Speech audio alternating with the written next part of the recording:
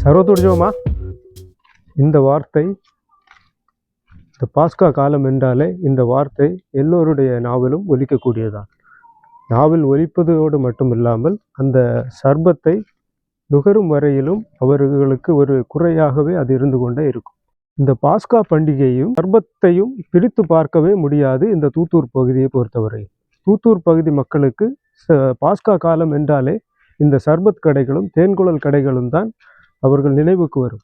அது ஒரு விதமான குதூகலத்தை கொடுக்கும். பாஸ்கா துக்க நாட்களாக அனுசரிக்கப்பட்டாலும் எல்லோருக்கும் இந்த சர்பத் அவர்களுக்கு ரொம்ப இனிப்பான ஒரு மனநிறைவை கொடுக்கும். அதனால் அனைவருமே இந்த சர்பத் குடிப்பதில் ஆர்வமாக இருப்பார்கள்.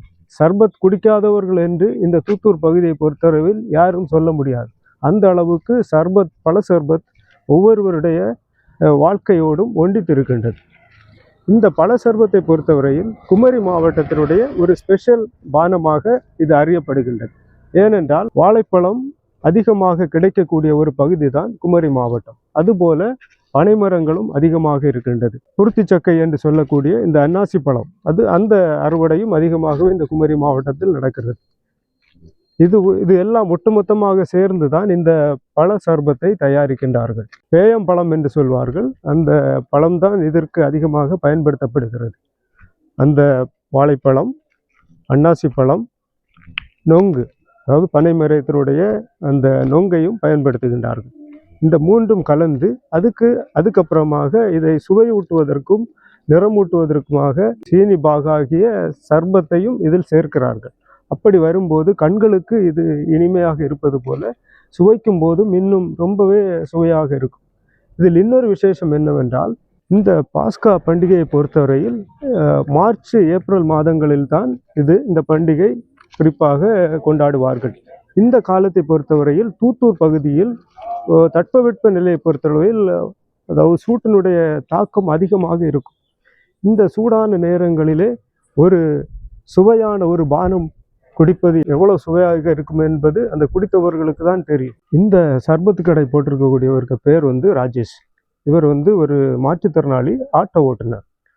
ஆனால் இந்த பாஸ்கா காலகம்னு சொன்னாலே இவர் நம்ம தூத்தூரில் கடை போடுவார். 10 நாள் கடை போடுவார். அந்த பல ஆண்டுகளாக இவர் அந்த சர்பத் கடையை போட்டுட்டு இருக்கிறதுனால இவர் அந்த சர்பத்தை உருவாக்குவதில் கை தேர்ந்த ஒரு விற்பனையாளராக மாறி இருக்கின்றார். நம்ம இவனை ஸ்பெஷலாகவே எங்கேருந்தோ இவர் இறக்குமதி பண்ணியிருக்காரு. பழம் பறிக்கிறதுல எவ்வளோ வில்லனாக இருக்கான். இவ்வளோ செகண்டில் எத்தனை பழங்களை பறித்து போட்டு கொடுத்துருக்கான். நல்ல உதவியாளராக இருக்கார் இந்த பையன்.